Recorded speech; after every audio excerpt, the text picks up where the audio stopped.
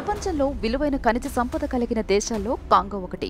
ఆ సహజ వనరులను బట్టి చూస్తే అత్యంత ధనిక దేశాల్లో ఒకటిగా డెమోక్రటిక్ రిపబ్లిక్ ఆఫ్ కాంగో ఉండాల్సింది.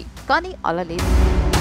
ఇప్పటికీ దేశంలో అనేక మంది దారిద్ర్య రేఖకు దిగువన బతికెళ్లదీస్తున్నారు. నిత్యం భయాందోళనతో గడుపుతున్నారు. ఎందుకు? చరిత్రలో లక్షలాది మంది జీవితాలను పెద్దలు ఎలా చిన్నభిన్నం చేశారో చెప్పడానికి ఈ దేశమే అతిపెద్ద ఉదాహరణ. ఈ దేశంలో అత్యంత విలువైన ఖనిజ నిక్షేపాలు విస్తారంగా ఉన్నాయి. బంగారం, వజ్రాలు, రాగి, యురేనియంతో పాటు ప్రస్తుతం ప్రపంచవ్యాప్తంగా మొబైల్ ఫోన్లు, ల్యాప్టాప్లు, జెట్ విమానాల ఇంజన్ల తయారీలో వాడుతున్న కోబాల్ట్, కోల్టాన్ లాంటి ఖనిజాల గనులు ఇక్కడ దండిగా ఉన్నాయి. ఇక్కడి మట్టిలో దాగి ఉన్న ఖనిజ సంపద విలువ దాదాపు $24 ట్రిలియన్ దాకా ఉంటుందని అంచనా. ఇంత విలువైన సహజ వనరులు ఉన్నా ఇక్కడి ప్రజలు ఇప్పటికీ పేదరికంలోనే మగ్గిపోవడానికి కారణమేంటో తెలియాలంటే శతాబ్దాల చరిత్రలోకి తొంగి చూడాల్సిందే.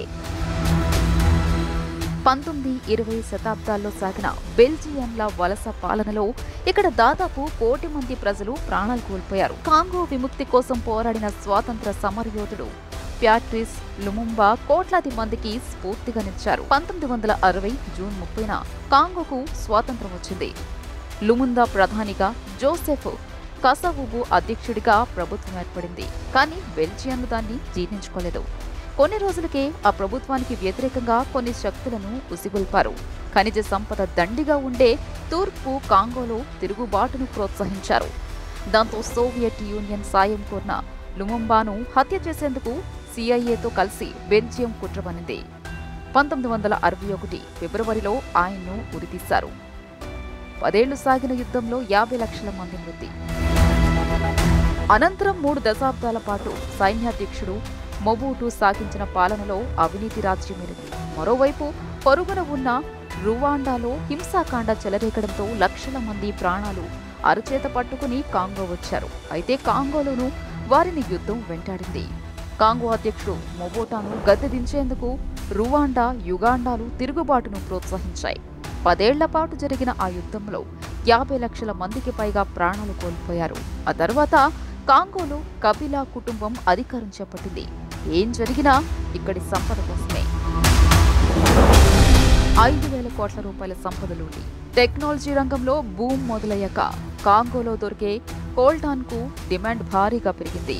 ప్రస్తుతం అనేక సంస్థలు గాడ్జెట్ల తయారీ కోసం అత్యంత చవకగా దొరికే ఇక్కడి కోల్టాన్ని దిగుమతి చేసుకుంటున్నాయి.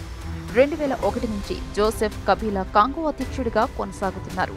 ఆయన పాలనా కాలంలో 5,000 కోట్ల రూపాయల విలువైన ఖనిజ సంపద లూటీ అయినట్టు మానవ హక్కుల సంఘాలు ఆరోపిస్తున్నాయి. ప్రస్తుతం ఈ దేశంలో 70% పైగా ప్రజలు దారిద్ర్య రేఖకు దిగువన జీవిస్తున్నారు. మహిళలపై లైంగిక హింస అత్యధికంగా ఉన్న దేశాల్లో కాంగో ఒకటి. మరోవైపు కాంగో రాజ్యాంగం ప్రకారం ఒక వ్యక్తి 2 పర్యాయాలకు మించి అధ్యక్షుడిగా కొనసాగే అవకాశం లేదు. కానీ ప్రస్తుత అధ్యక్షుడు జోసెఫ్ కబీలా మాత్రం ఆ పరిమితి దాటిపోయినా ఇంకా పదవిలో కొనసాగుతున్నారు. అధ్యక్ష పదవి నుంచి ప్రశాంతంగా వైదొలగాలని ఆయనకు ఈ ఏడాది జనవరిలో ఐక్యరాజ్యసమితి ప్రధాన కార్యదర్శి ఆంటోనియో గుటెరస్ కోరారు. ఇంకా ఆయన అలాగే పదవిని పట్టుకుని వేలాడతారా లేక ఎన్నికలు నిర్వహిస్తారా అని దేశం వేచి చూస్తోంది. ప్రస్తుతం 7.8 కోట్ల మంది భవితవ్యం డోలయమానంలో ఉంది.